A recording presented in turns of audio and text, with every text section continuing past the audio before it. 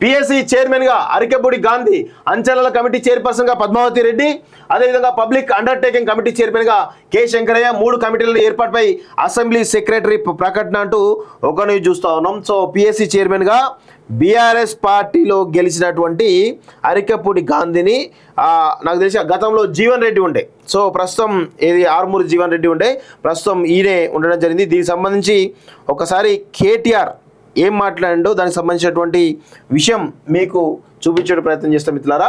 ఇది కేటీఆర్ నిన్న పెట్టినటువంటి ట్వీట్, ఒకసారి జూమ్ చేసుకో.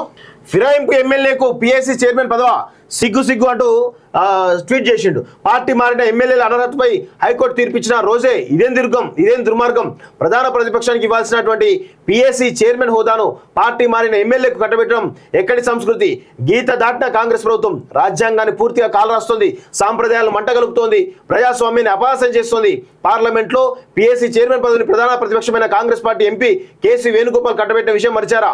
దేశ అత్యున్నత చట్టసభలో ఒక న్యాయం, రాష్ట్ర అత్యున్నత చట్టసభలో మాత్రం అన్యాయమా అంటూ ఇక ఈయన ప్రజాస్వామ్యం గురించి అనేక రకాలుగా మాట్లాడుతూ ఉన్నారు. నేను ఒకటే మాట్లాడుతూ ఉన్నాను, గతంలో 2014లో ఈ తెలంగాణ రాష్ట్రంలో టీఆర్ఎస్ పార్టీ అధికారంలోకి వచ్చిన తర్వాత టీడీపీలో గెలిచినటువంటి తలసాని శ్రీనివాస్ యాదవ్కు ఏ విధంగా మీరు మంత్రి పదవి ఇవ్వడం జరిగింది? ఇలా చెప్పుకుంటూ పోతే చాలా రకాల దాదాపు 100 మందికి పైగా ఎమ్మెల్యేలు మీ పార్టీలో చేర్చుకున్నారు. ఇటు బీఎస్పీని మీ దానిలో విలన్ చేసుకున్నారు, టీడీపీని మీరు కలుపుకున్నారు, అదేవిధంగా సిపిఐ ఎమ్మెల్యేలను కూడా తీసుకున్నారు, అదేవిధంగా కాంగ్రెస్ పార్టీ సంబంధించినటువంటి ఎమ్మెల్యేలను కూడా ఇష్టారీతిన మొదటి టర్మ్లో మీరు తీసుకోవడం జరిగింది. ఇదేంటి మరి? ఇది ప్రజాస్వామ్య అపహాస్యం చేసినట్టు కదా. మీరు ఇక్కడ కేటీఆర్కు చెప్పాల్సిన విషయం ఏంటి అంటే, మీరు చేస్తున్నటువంటి ఇలాంటి ఏవైతే కామెంట్స్ ఉన్నాయో అవి మీకే తగులుతున్నాయి. గత 10 సంవత్సరాల కాలంలో మీరు చేసినటువంటి తప్పలే కదా. ఇప్పుడు వచ్చి ఎలా మాట్లాడతారు మీరు? కొంచెం కూడా వీళ్ళకు, నేను అదే చెప్తాను, వీళ్ళకి కనీసం సిగ్గు, శరం, ఇజ్జతి, లజ్జ, మానం లాంటి ఏవి కూడా లేవు వీళ్ళకి. అప్పుడు చేసినటువంటి తప్పులేమో ఒప్పైనాయి, ఇప్పుడు అదే తప్పును కాంగ్రెస్ ప్రభుత్వం చేస్తే తప్పు అవుతుంది.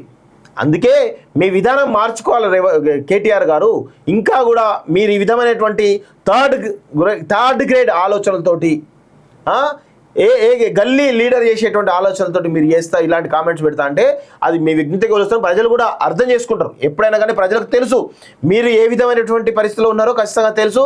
మీరు ఏమనుకుంటారంటే ఈ యొక్క కాంగ్రెస్ ప్రభుత్వంలో భాగంగా బ్యూరోక్రసీని వాడుకొని ఈ కాంగ్రెస్ ప్రభుత్వాన్ని డిస్టర్బ్ చేసే ప్రయత్నం చేయాలని అనుకుంటే ఖచ్చితంగా ప్రజలు ఏ విధంగా బుద్ధి చెప్పాలో ఆ విధంగా బుద్ధి చెప్తారు. కృత్రిమమైనటువంటి ఉద్యమాన్ని నిర్మించాలనుకుంటే ఖచ్చితంగా మీరు కూడా దానికి ప్రజల నుంచి పెద్ద ఎత్తున ధిక్కార స్వరాన్ని తీసుకోవాల్సినటువంటి అవసరం ఉంటుందనే విషయాన్ని కూడా గుర్తుపెట్టుకోవాలి.